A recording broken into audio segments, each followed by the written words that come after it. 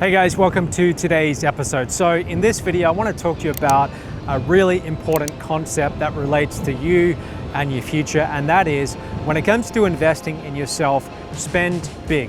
Spend as much as you can afford and always put yourself first when it comes to your money and what you're going to invest it in. Let me explain. For many years throughout my young 20s, I used to always take the frugal option when it came to myself. So for example, let's say I'm in a grocery store and I'm looking at food to buy. I would always go for the cheap brand. I would always go for the deal. If I saw fruit, vegetables I wanted but they were too expensive, I would always go for the cheap option. And it's the same thing with traveling. For many years, I flew economy. Even when I got to a stage in my life where I could comfortably afford business class, I still flew economy. Now keep in mind, I was traveling from Australia to the other side of the world, so it wasn't untypical for me to be on a 30 or 35 hour journey from start to finish, but I was still flying economy.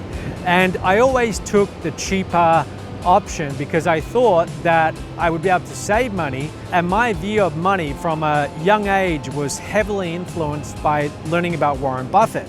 And one thing that Warren Buffett did is that he understood compound interest over a lifetime. So if you're in your young 20s, a dollar might end up being worth hundreds or thousands of dollars later in your life. So I always looked at a dollar like that. And so if I had two options between getting the expensive, nicer luxury option or getting the cheaper option, I'd always go for the cheaper option. Now this extended to just about every aspect of my life, including my accommodation, where I was living. I'll tell you a short story. I moved to Kuala Lumpur, Malaysia in 2014. And at the time, I was doing quite well financially. I could afford a really nice place. But I remember finding an apartment, a very small apartment, $700 a month in the inner city. And it was okay, but if I could go back in time, I would have gone for something much nicer that would have made me much happier because I could afford it. And I was going to be living there. I was going to be spending a substantial amount of my time in that apartment. And even when it came to clothing or buying, say, a watch, I would always go for the cheaper route.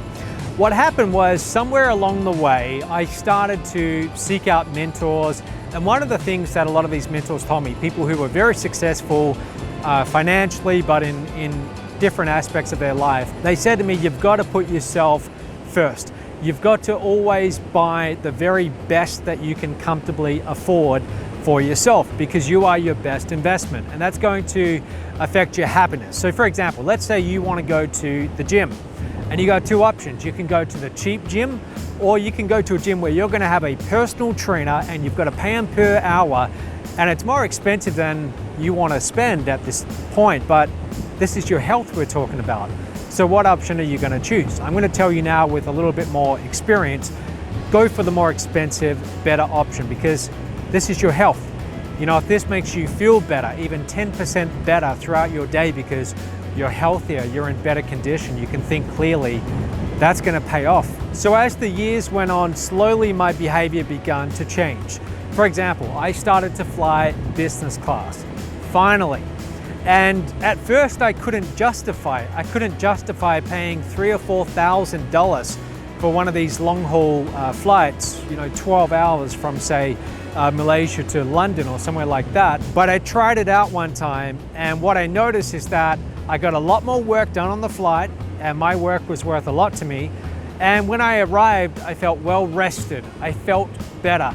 And for the next few days, getting over jet lag, it wasn't just such a big issue.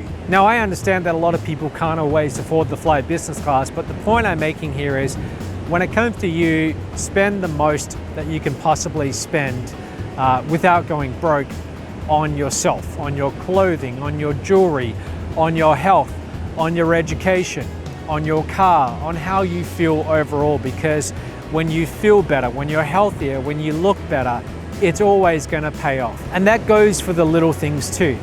I remember the very first Mont Blanc pen that I got. For years, I'd wanted one, but I couldn't justify spending over $100 on a pen. But then I really thought about it. I thought, my work is me taking my knowledge and my ideas and turning them into a reality. And usually it starts with me opening up my journal, I've got my pen, and through that pen, my ideas flow onto the page. and then I make them into a reality. Do I want to be using a 35-cent Bic pen, a cheap plastic pen, or do I want to be using a fine writing instrument to transfer those ideas onto a page? So I started to change my behaviors on things like that.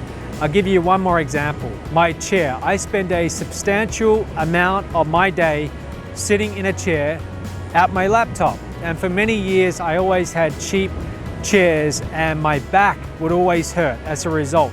So one day I went out and I brought a very nice leather chair from a proper chiropractor chair place, and it cost me over $1,000 US.